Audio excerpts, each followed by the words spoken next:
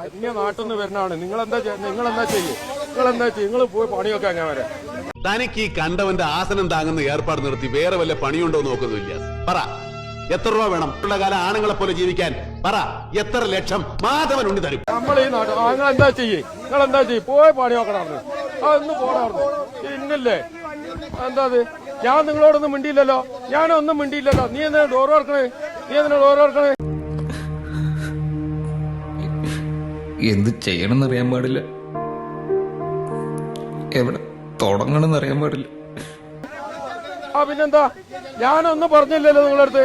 നിങ്ങൾ കൈ കാണിച്ച് ഞാൻ നിർത്തിയല്ലോ. ഞാൻ നിങ്ങളോടൊന്നും പറഞ്ഞില്ലല്ലോ. പിന്നെന്താണ്? ഞാൻ നിങ്ങളോട് എന്തേ പറഞ്ഞു? ചലക്കണ്ടെന്ന് പറയാൻ നിങ്ങൾക്ക് മാത്രം ചലിച്ചാൽ മതിയോ? എടാ നാറി, നിനക്ക് നാണമുണ്ടോ? അതാ നിങ്ങളോട് ഇത്ര ചലിച്ചാൽ മതിയോ? ഞാനൊന്നും മിണ്ടിയില്ലല്ലോ നിങ്ങളടുത്ത്. ഞാൻ നിങ്ങളടുത്ത് ഒന്നും മിണ്ടിയില്ലല്ലോ. നിങ്ങൾ കൈ കാണിച്ച് ഞാൻ ഇവിടെ സൈഡാക്കി നിർത്തിയല്ലോ വണ്ടി.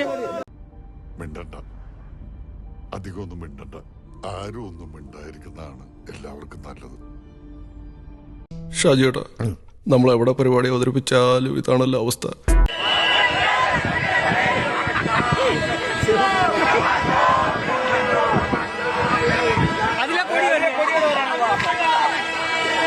പട്ടിയുടെ വാല് പന്തീരാണ്ട് കാലം കൊള്ളിട്ടിട്ട് എന്താ കാര്യം?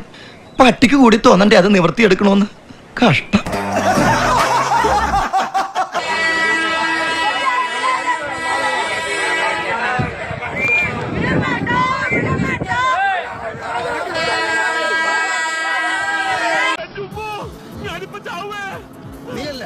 നീയല്ല നമ്മൾ എന്നിട്ട് വീണ്ടും ജനിക്കും.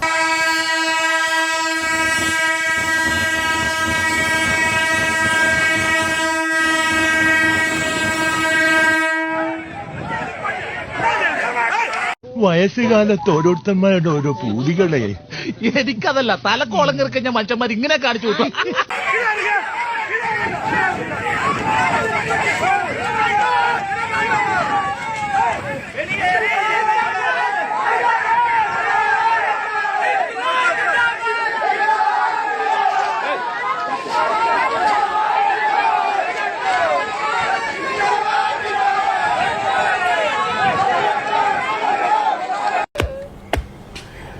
വിളച്ചിലെടുക്കല്ലേ.